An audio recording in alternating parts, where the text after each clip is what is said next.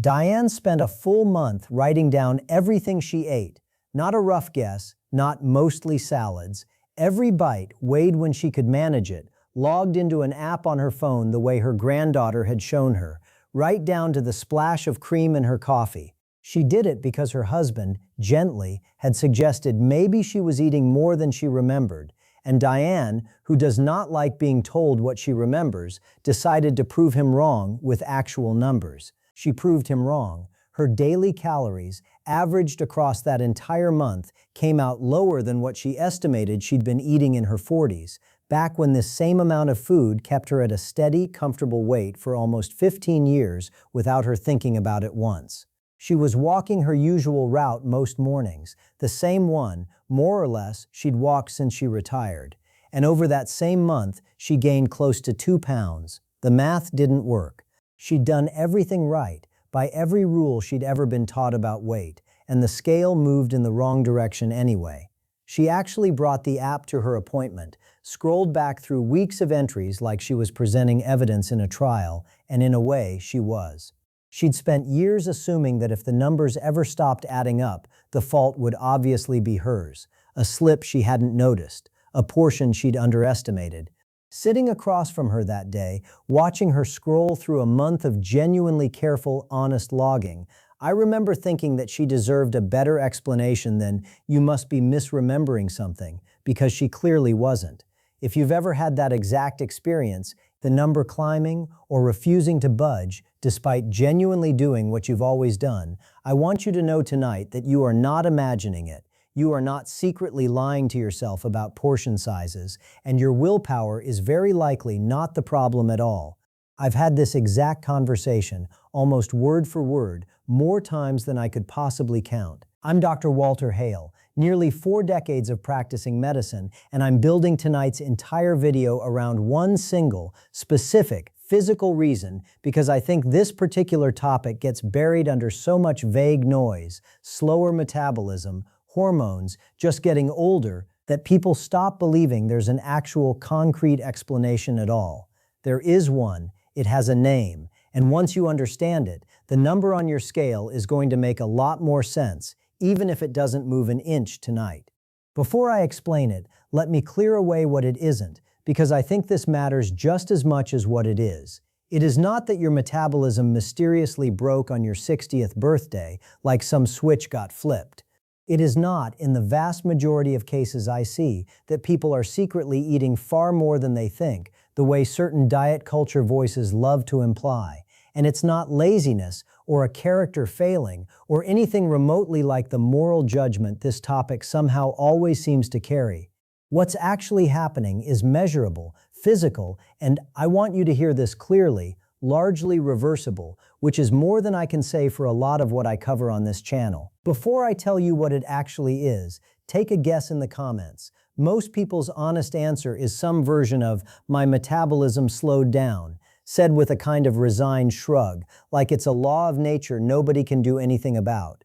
I want to see how many of you land closer to the real answer than that, because it's more specific and considerably more useful than a shrug. Here's the real reason, stated plainly. You are very likely losing muscle, quietly, gradually, possibly for years, and that muscle is being replaced, pound for pound in some cases, by fat, which means the number on your scale can stay exactly the same, or barely move, while the actual engine underneath your metabolism is getting smaller. This process has an actual medical name. It's called sarcopenia, the age-related, progressive loss of skeletal muscle mass and strength, and it is one of the most under-discussed, most consequential things happening in the body of nearly everyone over 60, whether or not the scale has said a single word about it. Let me walk you through the mechanism properly, because the why here is genuinely worth understanding, not just accepting. Muscle tissue is not passive. It is metabolically active, meaning it burns calories continuously, even while you're sitting still, even while you're asleep, simply to maintain itself. Fat tissue, by comparison, is far less metabolically demanding, pound for pound. So when your body composition shifts, when a portion of your muscle mass is quietly replaced by fat over the years, your resting metabolic rate, the number of calories your body burns just existing genuinely drops. Not because you got older in some abstract sense, but because the specific tissue responsible for a meaningful share of your calorie burn has physically decreased. The exact eating pattern that maintained your weight for 2 decades can, without a single change on your part, start creating a small but real surplus day after day, because the body underneath that eating pattern isn't the same body it used to be. Muscle loss doesn't arrive all at once. Research on this has consistently shown it begins earlier than most people assume, sometimes as early as your 30s, at a slow, largely unnoticeable pace. What changes is the speed. That decline tends to accelerate meaningfully after 60 and accelerates again in the decades that follow, which is precisely why this becomes such a common, practically universal complaint in exactly the age range watching this video right now. It isn't that you did something wrong. It's that this is closer to the default trajectory for a body that isn't specifically working against it.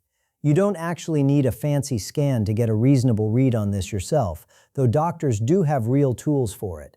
Grip strength, measured with a simple handheld device called a dynamometer, is one of the most widely used clinical markers for sarcopenia in geriatric medicine, precisely because grip strength correlates surprisingly well with overall muscle health throughout the body, not just your hands.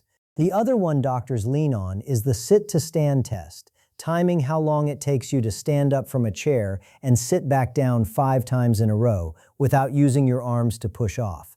If that started taking noticeably longer than it used to, or if you've quietly started needing your arms to help, that's a real, measurable signal, not just a feeling. There's a specific term geriatric medicine uses for exactly Diane's situation, when someone's weight stays roughly stable or even climbs while their muscle mass is quietly declining underneath it. Sarcopenic obesity.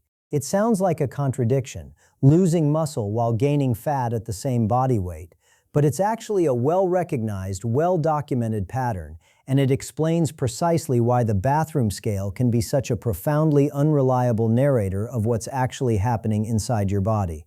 2 people can weigh the exact same 150 pounds and be in completely different metabolic situations, depending on how much of that weight is muscle doing active, calorie-burning work, and how much is fat sitting relatively quietly.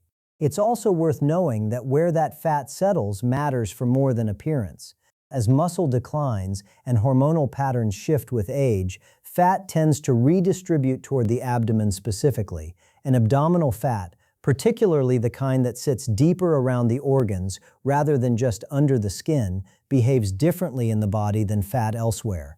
It's more metabolically active in ways that aren't helpful, associated with higher inflammation and greater insulin resistance. So this isn't purely a conversation about how clothes fit.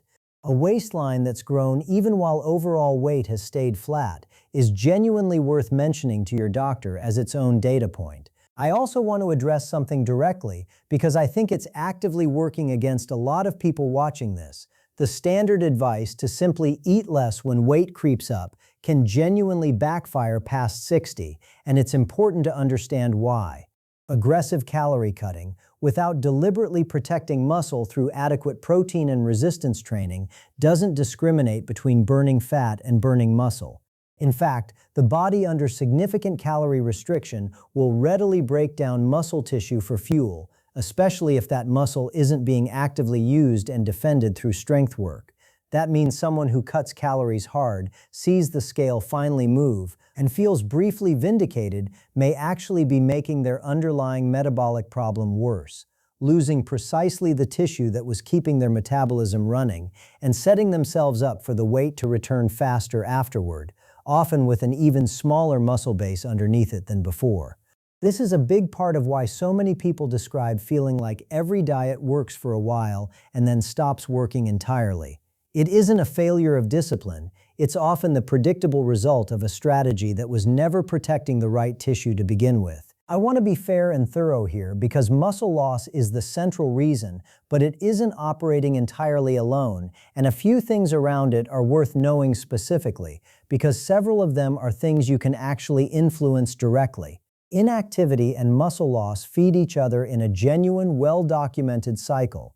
As muscle mass declines, ordinary movement, climbing stairs, carrying groceries, getting up from a low chair, simply requires more relative effort than it used to. That added effort quietly encourages many people to move less, which then accelerates the muscle loss further, which makes movement feel even harder. It's not a character flaw. It's a mechanical feedback loop, and recognizing it as a loop rather than a personal failing is often the first step toward interrupting it. Protein intake tends to decline in exactly the years when the body's protein needs for maintaining muscle actually increase. Smaller appetites, dental changes that make chewing meat or tougher foods less appealing, cost, and decades-old habits built around a smaller frame all quietly push protein intake down right as the body needs more of it, not less, to hold on to the muscle it has. This mismatch, needing more while consuming less, is one of the more fixable pieces of this entire picture. How that protein is spread across your day turns out to matter almost as much as the total amount. Muscle building, or at least muscle preserving, signals in the body respond to protein in a threshold pattern, meaning there's a meaningful amount your body needs in a single sitting to really trigger that maintenance process. And a lot of typical eating patterns for older adults front-load protein at dinner, a modest breakfast, a light lunch, then a proper piece of meat or fish in the evening. That pattern leaves much of the day without enough protein present to do its job. Spreading a real, deliberate portion across 2 or 3 meals, rather than saving it all for one, tends to serve older muscle considerably better than the same total amount eaten in a single sitting. There's also a quieter contributor worth naming: the small, constant movement throughout an ordinary day that most of us stop noticing entirely. The standing at the counter while the coffee brews, the extra trip up the stairs instead of gathering everything into one load, the fidgeting and shifting and pacing while on the phone.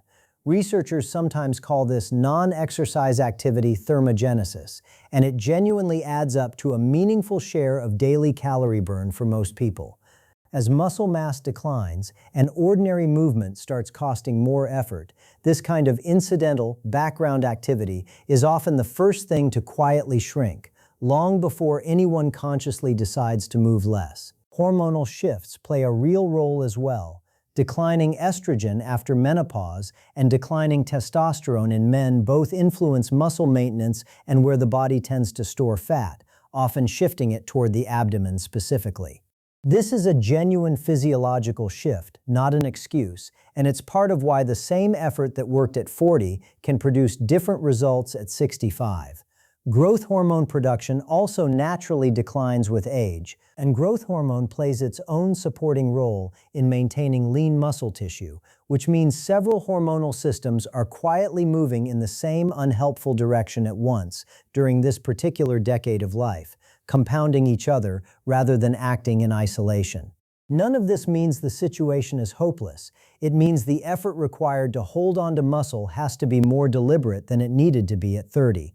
Not that the goal has become unreachable. Certain medications are worth a specific, direct conversation with your own doctor, not because you should stop anything on your own, but because some blood pressure medications, some antidepressants, corticosteroids used for other conditions, and insulin or certain diabetes medications can each contribute to weight gain or work against muscle maintenance as a known side effect. If your weight shifted noticeably around the same time you started a new prescription, that timing is worth mentioning out loud at your next appointment. I also want to be direct about why this matters beyond how your clothes fit or what the scale says, because I think the stakes here get seriously underestimated. Muscle isn't just about metabolism. It's what catches you when you trip, what gets you back up off the floor if you go down, what keeps your balance steady on uneven ground or wet tile. Declining muscle mass is one of the most consistently identified risk factors for falls in older adults, and falls, as I've discussed elsewhere on this channel, are one of the leading causes of serious injury and lost independence in exactly this age group. So when I talk about rebuilding muscle, I'm not only talking about a more cooperative metabolism, I'm talking about the physical margin of safety that lets you keep living the way you want to live, on your own terms, for longer. And sleep quality matters more here than most people expect. Poor or insufficient sleep measurably disrupts the hormones that regulate hunger and fullness, ghrelin and leptin specifically, which can quietly increase appetite and cravings the following day, entirely independent of willpower. Let me finish Diane's story, because I think the ending matters more than the diagnosis. When we sat down and actually talked through her numbers, I told her plainly, her food log wasn't lying, and neither was she. The amount she was eating was genuinely appropriate for the body she'd had in her 40s. The problem was never her honesty or her math. It was that her actual body composition had shifted gradually, invisibly, over roughly 2 decades, in a way that neither her bathroom scale nor her mirror had any real way of showing her, until it had accumulated into something she could finally feel, in stairs that suddenly felt steeper and grocery bags that suddenly felt heavier. We didn't start with a stricter diet. We started with a tape measure at her waist, an honest look at how many push-ups against the kitchen counter she could actually manage, and 2 sessions a week of simple resistance training, nothing dramatic, resistance bands and light dumbbells at first, the kind of movement that specifically signals to the body to hold on to or rebuild muscle rather than just burn calories generically. We added a concrete protein target at 2 meals a day rather than a vague instruction to eat better. And here is the genuinely hopeful part, the part I don't want to get lost under everything I've just explained.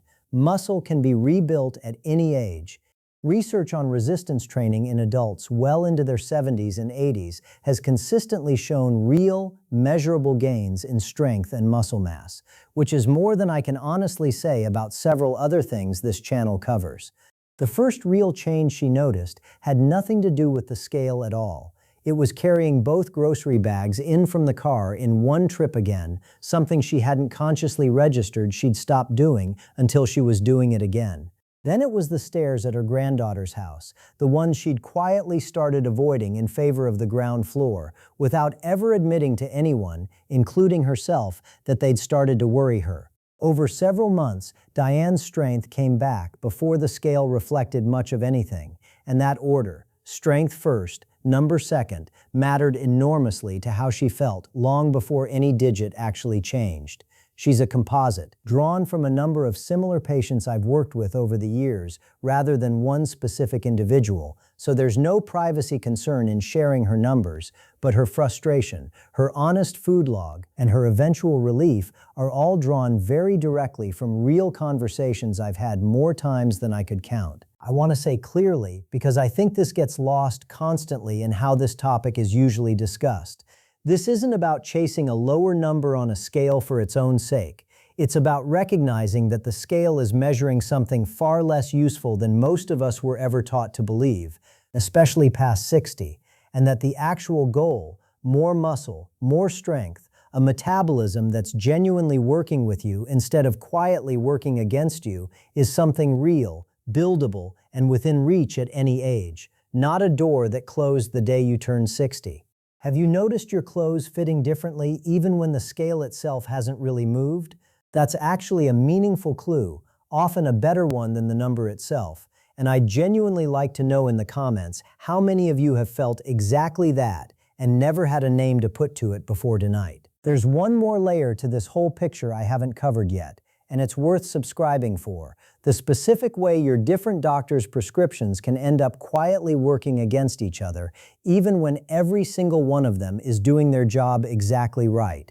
Understanding the mechanism doesn't rebuild a single ounce of muscle on its own, so here's where to actually start. First, put the scale in its proper place, as one data point among several rather than the whole verdict.